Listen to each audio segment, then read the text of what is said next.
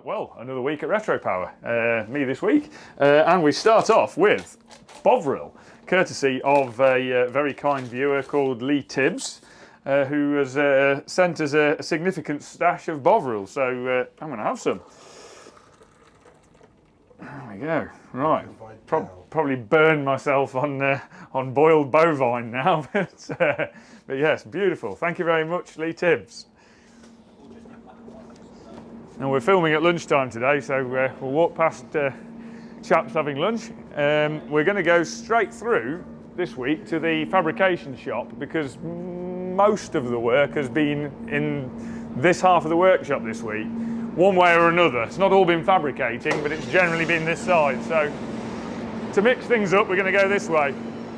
I'll pause briefly at the welding bench because that's seen quite a bit of action. On the W111 Kaiser 2 project this week, James has been working on the downpipes. He's doing the whole exhaust system, but he started on the downpipes, which are extremely tight, really tight fit around the steering column and the inner wing area. So he's been working on that. So the TIG welder's been getting the old Hitachi TIG's been getting a bit of a workout this week, making up lots of little bends, various pie cut sections. Some very neat work on there, all back gas, back purged and everything. So he's been busy doing that, and the bench has been, welding bench has been busy. Moving on, the Morris has progressed a bit since last week. The Stu's just finished off the dash now. So that's now ready. It's had the vents mock-up fitted, the sleeves inside which the vents slide into and lock into. That's done. The final alignment of the stereo's been set up and that's all done. Clearances on the tunnel are all set. The heater mountings are done and the plan is all finalised for the routing of the ducts. And the general finishing has all been carried out all the way around. All the welds have been dressed. So that's now ready for the next steps. Basically all the prep prior to trimming and probably a few more brackets adding on, that sort of thing. The heaters, the mock-up heater unit, which is just over there, that's been taken back out. The proper heat, it was actually also mocked up with a full heater unit, just to make sure, because the mock-up unit's not got quite some of the detail on it. So it was also trial fitted with the actual heater unit that's going in it, just to make sure that all the pipe routings work out well. So that's all good. So Stu's then moved on from working on the Morris to working on the Mustang.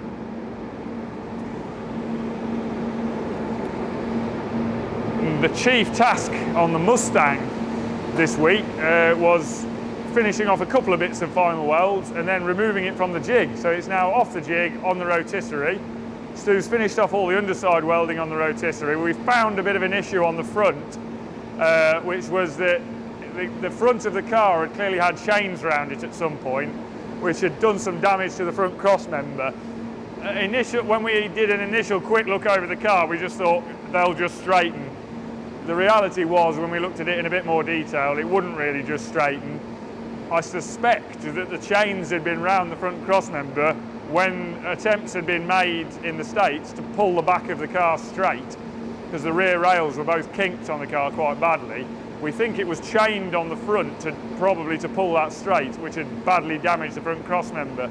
So yesterday and this morning, Stu's remade the complete front cross member. That's all done now. The angle brackets that attach the lower trailing link, the lower transverse link, sorry, they're back on. That's all realigned and done.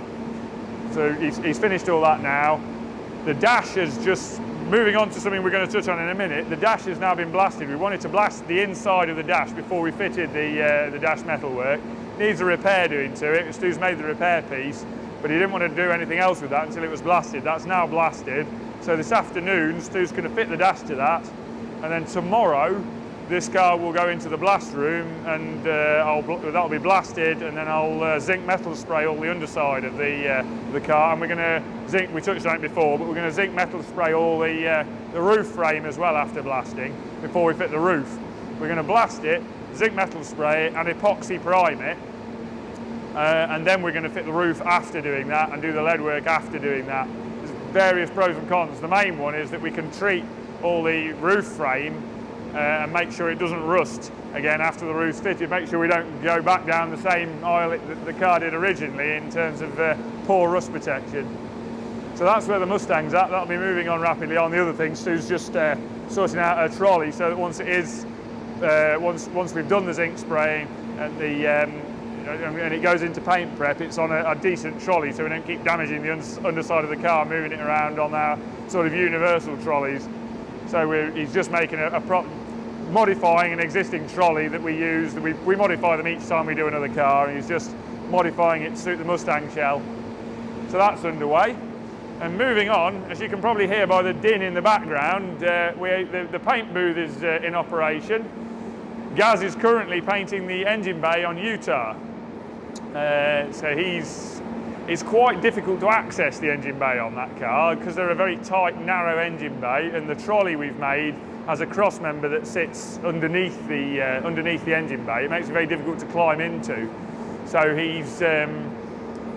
he's currently painting that, and he's got the front of the car jacked up and a gap created between the car and the trolley temporarily, sort of like a crocodile opening its mouth. So he's climbed into the croc's mouth.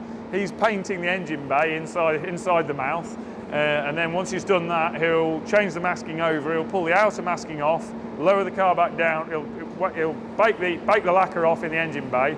Then he'll drop the car back down onto the trolley at the front, take the outer masking off, soft edge mask the engine bay, and then paint the outside of the car. So it's a paint juggling act, but he's just started that juggling act for the day today now. As I say, it's going to be a fairly long one, I think. So yeah, we'll see how that progresses through the day. Moving on now over to Cortina. The Cortina's back post shakedown. It's done a number of car and coffee type meets. And about, off the top of my head, about 500 miles of road driving now. There are a number of things to work on. Nothing major's fallen off, nothing major's gone wrong. That's the big takeout, so that's good.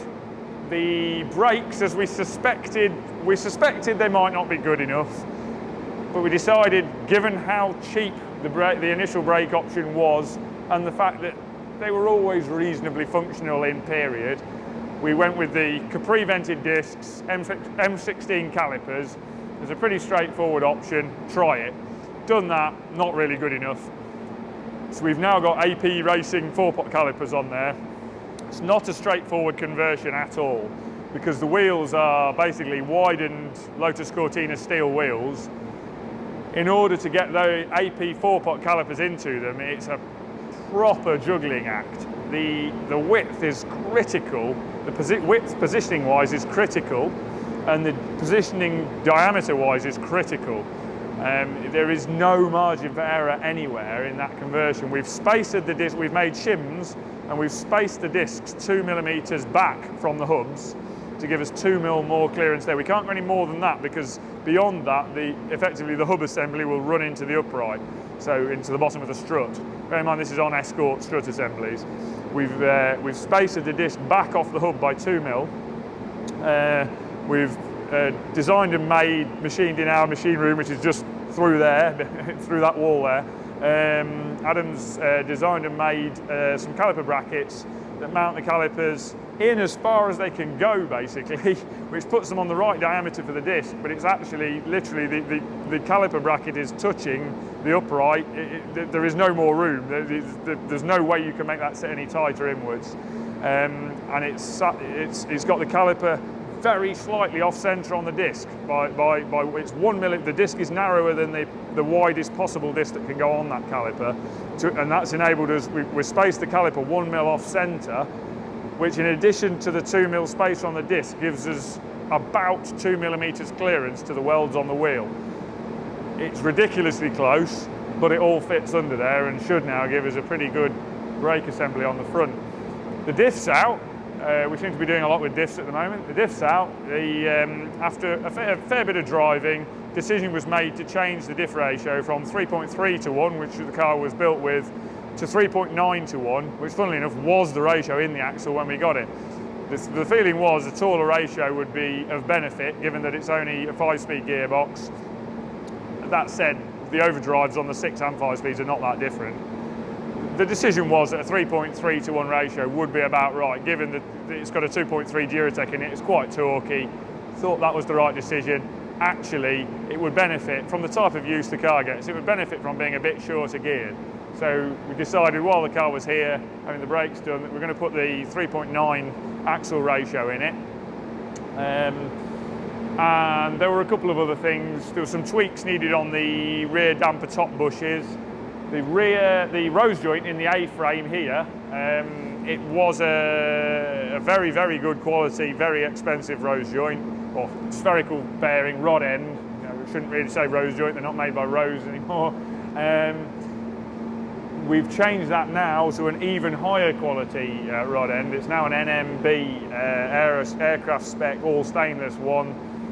Extremely expensive joint, which should now take the play out. We developed only a tiny bit of play, but as the joint's bedded in, it's developed a little bit of radial play, which we think was making a slight knock. It was very hard to tell, but we think was making a very slight knock there.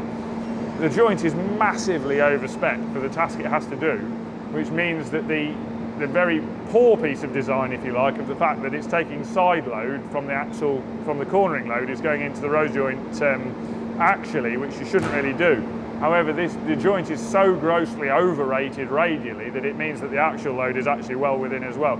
The joint that came off was rated at, I think, 45,000 pounds radial load, so, you know, 18 tons radial load.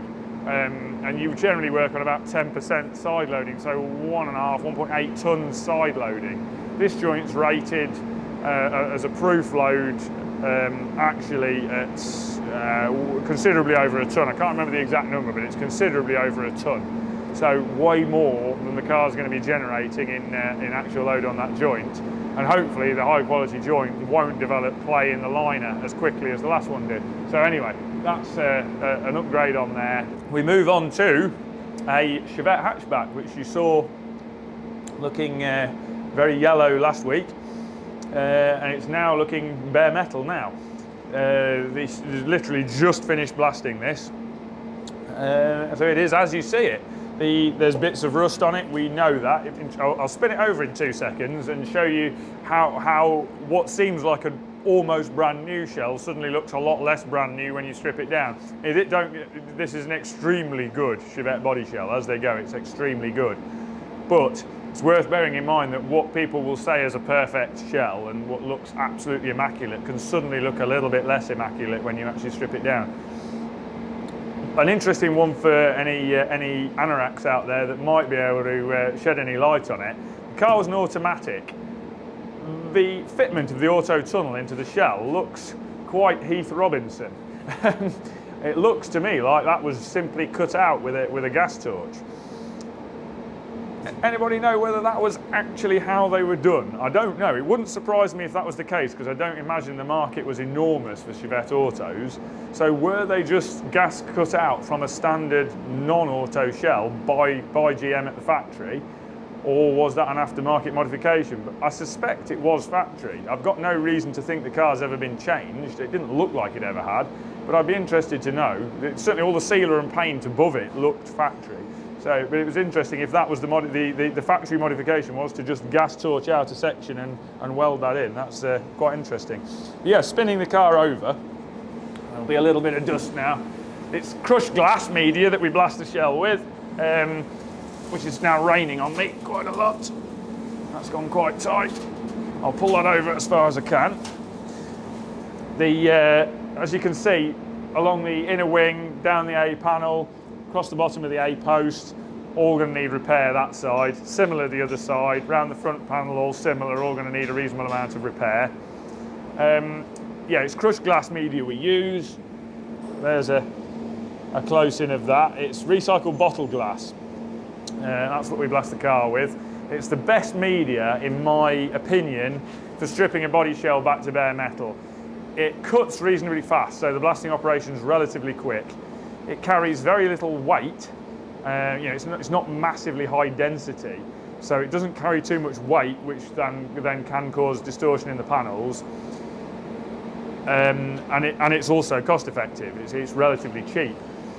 And you can't use sand because that would be silly. It has free silica in it. It's very dangerous to your health, gives you silicosis and all sorts of other nasty things which you don't want. The other benefit, going back to the speed of cut with glass, is that the fact that it cuts fast is actually it's a major benefit. The softer, sort of more gentle media, you end up having to blast for longer to get the surface clean. And actually, the fact there are more gentle media is often self-defeating, in that you end up blasting for longer to get the surface clean, and then that actually can give rise to distortion through the hammering effect and the temperature rise of the surface as you're doing it. Basically, in simple terms, I wouldn't consider using any other media for general blasting on a body shell where there is corrosion present. I wouldn't use another media other than crushed glass, really, for this sort of job. Crushed plastic, phenolic plastic media is very good for paint removal on surfaces where you've got to be gentle. Just as an aside, the aircraft industry use it quite a lot. The crushed plastic media is very expensive by comparison to this, so it's not really in keeping with trying to keep the cost reasonable on this sort of job. But it is very good for stripping paint off a panel like that, where it's a big flat, big simple panel with no corrosion. Plastic media would be better there, but it would be quite difficult to mix both types of media. So in reality, crushed glass is great. But yeah, in terms of the car, we're going to need repair on the inner wing, repair around here, standard Chevette places. It's going to need sills. It's had wheel arches. That doesn't really matter because they're cut out for tubs anyway for the HSR body kit to go on. I don't know what the rear corners look like. I'm going to walk along while Jamie's filming and have a look because I've not actually looked yet. Pretty good. A little bit gone down here. A little bit on the inner arch there, but nothing too drastic. It all looks very, very honest as Chevettes go. The inner sill's gone at the back, the outer sill's gone at the back. Standard Chevette fare. I don't think I've seen one where they've not needed repair, to be honest. The roof where the hatch mounts is all good, so no problems there. Rear end generally looks very good indeed. Yeah, as Chevettes go, that's about as good as they get these days, I think.